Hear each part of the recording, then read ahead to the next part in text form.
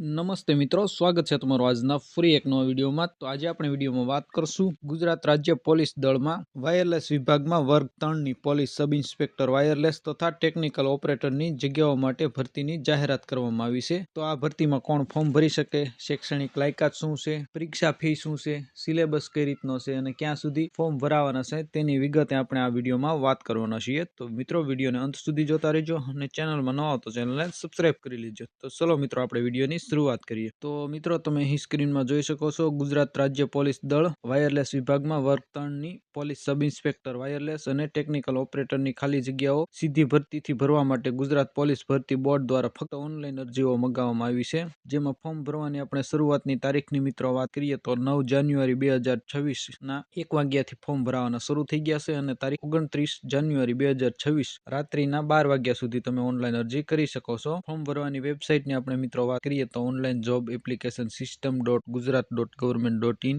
જે ઓજસ વેબસાઇટ છે ગુજરાત ગવર્મેન્ટની, તેના ઉપર ઓનલાઈન ફોર્મ ભરવાના રહેશે. ત્યાર પછી મિત્રો આપણે જગ્યાની વાત કરીએ તો તમે અહીં સ્ક્રીનમાં જોઈ શકો છો જગ્યા દર્શાવતું કોષ્ટક આપેલું છે, જેમાં પોલીસ સબ ઇન્સ્પેક્ટર વાયરલેસની કુલ 172 જગ્યા છે. જેમાં કેટેગરી વાઇઝ અલગ અલગ છે. બિન અનામત એટલે કે જનરલની 74 જગ્યા છે, ઈડબ્લ્યુએસની 25 છે, તેમજ એસીબીસીની 38 છે, એસસીની 12 છે અને એસટીની 23 જગ્યા છે. આમ કુલ 172 જગ્યા જે પોલીસ ઇન્સ્પેક્ટર વાયરલેસની છે. ત્યાર પછી જે સેકન્ડ પોસ્ટ છે ટેકનિકલ ઓપરેટરની, જેમાં 698 જગ્યાઓ છે, જે સૌથી વધારે જગ્યા છે. તેમાં પણ કેટેગરી વાઇઝ અલગ અલગ જગ્યાઓ આપેલી છે. ત્યાર પછી દર્શક મિત્રો આપણે વયમર્યાદાની વાત કરીએ તો પોલીસ સબ ઇન્સ્પેક્ટર વાયરલેસ માટે તારીખ 29 જાન્યુઆરી 2026 ના રોજ ઉમેદવારની ઉંમર છે તે 35 વર્ષથી વધુ ન થવી જોઈએ. ગુજરાત રાજ્ય પોલીસ દળ વર્ગ 3માં વાયરલેસ વિભાગમાં ટેકનિકલ ઓપરેટર તરીકે હાલ સેવા બજાવી રહેલા ઉમેદવારોએ પોલીસ સબ ઇન્સ્પેક્ટર વાયરલેસ ભરતીમાં ઉપલી વયમર્યાદામાં 3 વર્ષની છૂટછાટ મળવાપાત્ર રહેશે. ત્યાર પછી મિત્રો આપણે ટેકનિકલ ઓપરેટરની જે ઉંમરની છે તેની વાત કરીએ તો 29 જાન્યુઆરી 2026 ના રોજ ઉમેદવારની ઉંમર 35 વર્ષથી વધુ ન હોવી જોઈએ. એટલે કે બંને પોસ્ટ માટે 35 વર્ષથી વધારે ઉંમર ન હોવી જોઈએ, સેમ આપેલું છે. ત્યાર પછી મિત્રો આપણે પોલીસ સબ ઇન્સ્પેક્ટર અને ટેકનિકલ ઓપરેટરમાં જે અનામત કેટેગરીમાં લોકો આવે છે તેને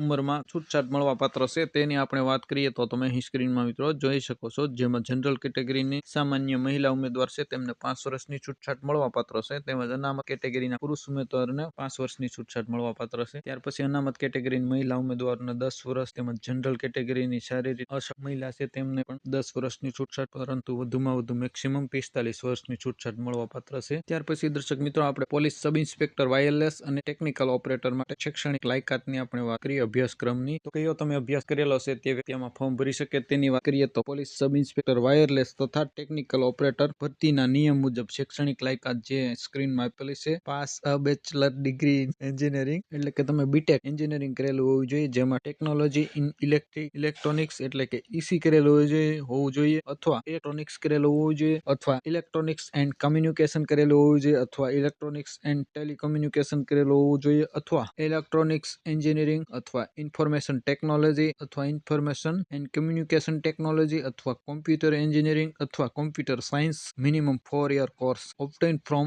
any of the university established or incorporated by the under the central government or a state act in India. તો મિત્રો આટલા જે બ્રાન્ચ છે કોમ્પ્યુટર એન્જિનિયરિંગની. તો મિત્રો સ્ક્રીનમાં દર્શાવેલી જે એન્જિનિયરિંગની વિવિધ બ્રાન્ચો છે તેમાં કોઈ પણમાં તમે ગ્રેજ્યુએશન કરેલું હોય તો તમે આ ભરતીમાં ફોર્મ ભરી શકો છો. ત્યાર પછી મિત્રો પોલીસ સબ ઇન્સ્પેક્ટર વાયરલેસ વર્ગ 3 અને ટેકનિકલ ઓપરેટર વર્ગ માટે જરૂરી સૂચનાની આપણે વાત કરીએ તો ગુજરાત મુલકી સેવા વર્ગીકરણ અને ભરતીના સામાન્ય નિયમ દર્શાવ્યા મુજબ ઉમેદવારને કોમ્પ્યુટરનું તેમજ કોમ્પ્યુટર એપ્લિકેશનનું બેઝિક નોલેજ ધરાવતા હોવા જોઈએ. તેમજ તમામ ઉમેદવારોને ભરતીના નિયમ મુજબ ગુજરાતી અને હિન્દી બંને ભાષાનું પૂરતું જ્ઞાન હોવું જોઈએ. ત્યાર પછી દર્શક મિત્રો આપણે સામાજિક અને શૈક્ષણિક રીતે પછાત વર્ગના ઉમેદવારો એટલે કે એસીબીસીના જે ઉમેદવારો છે તેમને નોન ક્રિમિલિયરની જરૂરિયાત રહેશે. તો આપણે કઈ તારીખથી કઢાયેલું હોવું જોઈએ તેની વાત કરીએ તો તારીખ 1 એપ્રિલ 2023 થી અરજી સ્વીકારવાની છેલ્લી તારીખ 29 જાન્યુઆરી 2026 સુધીમાં મેળવેલું હોવું જોઈએ તેવું પ્રમાણપત્ર રજૂ કરવાનું રહેશે. આ બંને તારીખ અથવા બંને તારીખની વચ્ચેનું પ્રમાણપત્ર ઇસ્યુ થયેલું હોય તો તે માન્ય રાખવામાં આવશે. ત્યાર પછી દર્શક મિત્રો આપણે આર્થિક રીતે નબળા વર્ગના ઉમેદવારો એટલે કે ઈડબ્લ્યુએસ જે છે તેમને ઈડબ્લ્યુએસ નું સર્ટિફિકેટની જરૂરિયાત રહેશે. તો તેની તારીખની આપણે વાત કરીએ તો 29 જાન્યુઆરી 2023 થી અરજી સ્વીકારવાની છેલ્લી તારીખ 29 જાન્યુઆરી 2026 સુધી અથવા તેની વચ્ચે પ્રમાણપત્ર કઢાયેલું હોય તો તે માન્ય રાખવામાં આવશે. ત્યાર પછી દર્શક મિત્રો આપણે પરીક્ષા ફી ની વાત કરીએ તો જનરલ કેટેગરીના જે ઉમેદવારો છે તેમને ₹100 ફી ભરવાની રહેશે અને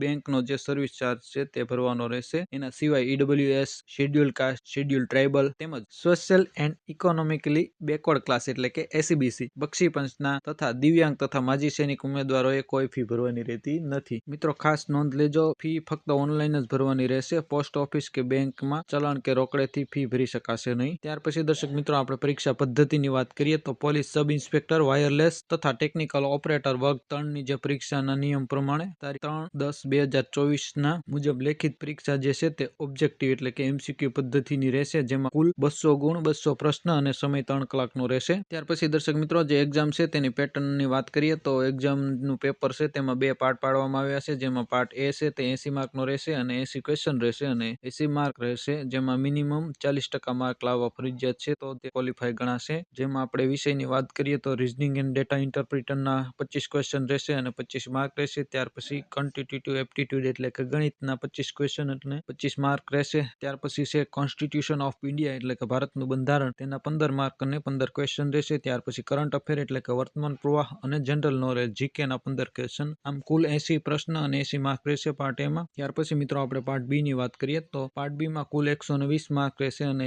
120 એમસીક્યુ રહેશે. તેમાં પણ મિનિમમ તમારે 40% માર્ક લાવવાના રહેશે. પાર્ટ એ માં 40% અને પાર્ટ બી માં 40% મિનિમમ માર્ક લાવવાના રહેશે. તેવા લોકોનો જ પાસ ગણવામાં આવશે. ત્યાર પછી પાર્ટ બી નો જે સિલેબસ છે તે અહીં સ્ક્રીનમાં આપેલો છે મિત્રો, તમે સ્ક્રીનમાં જોઈ શકો છો. તેમાં વિવિધ ટેકનિકલો સબ્જેક્ટ છે તે સિલેબસમાં આપેલા છે, જેમાં electronics components and device and circuit આપેલી છે. ત્યાર પછી ડિજિટલ ઇલેક્ટ્રોનિક્સ એન્ડ વીએલએસઆઈ છે. ત્યાર પછી electronics networks and instrument and measurement આપેલું છે. ત્યાર પછી communication engineering, communication application, microwave engineering, fibre optic engineering તેમજ ટેલિવિઝન એન્જિનિયરિંગ જેવા વગેરે ટોપિક આપેલા છે. Micro processors and micro controllers, computer network, essential of network security, web technology, Android application and development જેવા ટોપિકો સિલેબસમાં આપેલા છે પાર્ટ બી માં. તો મિત્રો આ આપણે સિલેબસોની વાત કરી. ત્યાર પછી મિત્રો આપણે જે દસ્તાવેજ ચકાસણી છે તેની વાત કરીએ તો દસ્તાવેજ ચકાસણી માટે ઉમેદવારોનું મેરિટ નીચે મુજબ ગુણને ધ્યાને લઈ નક્કી કરવામાં આવશે, જેમાં લેખિત પરીક્ષામાં પાર્ટ એ અને પાર્ટ બી માં મેળવેલા ગુણ છે તેના આધારે તેમજ માન્ય રમતગમતના પ્રમાણપત્રો આધારે મળવાપત્ર વિશેષ ગુણ તેમજ વિધવા મહિલાને મળવાપત્ર વિશેષ ગુણ જેવું વગેરે ધ્યાને લઈ મેરિટ બનાવવામાં આવશે અને મેરિટના આધારે દસ્તાવેજ ચકાસણી માટે બોલાવવામાં આવશે. એટલે કે માત્ર એક જ પરીક્ષા છે જે પ્રિલિમ પરીક્ષા કહી શકાય, એમસીક્યુ વાળી 200 માર્ક અને 200 ક્વેશ્ચન. તો દર્શક મિત્રો ગુજરાત ભરતી બોર્ડ તરફથી આ એક નવી ભરતી જાહેર કરવામાં આવી છે, વાયરલેસ પીએસઆઈ અને ટેકનિકલ ઓપરેટરની. તો જે પણ લોકોએ એન્જિનિયરિંગ ગ્રેજ્યુએશન કરેલું છે તે આમાં ફોર્મ ભરી શકે છે. તો આશા રાખું મિત્રો આ વિડીયો તમને પસંદ આવ્યો હશે. વિડીયો પસંદ આવે તો વિડીયોને લાઇક, શેર અને ચેનલને સબસ્ક્રાઇબ કરવાનું ભૂલતા નહીં. તમારા કોઈ પ્રશ્ન હોય તો અમને કમેન્ટ કરીને ચોક્કસ જણાવજો, અમે તમારા પ્રશ્નનો રિપ્લાય આપીશું. ફરી એક નવા ટોપિકમાં નવા વિડીયો સાથે મળશું. ત્યાં સુધી જય હિન્દ, વંદે માતરમ.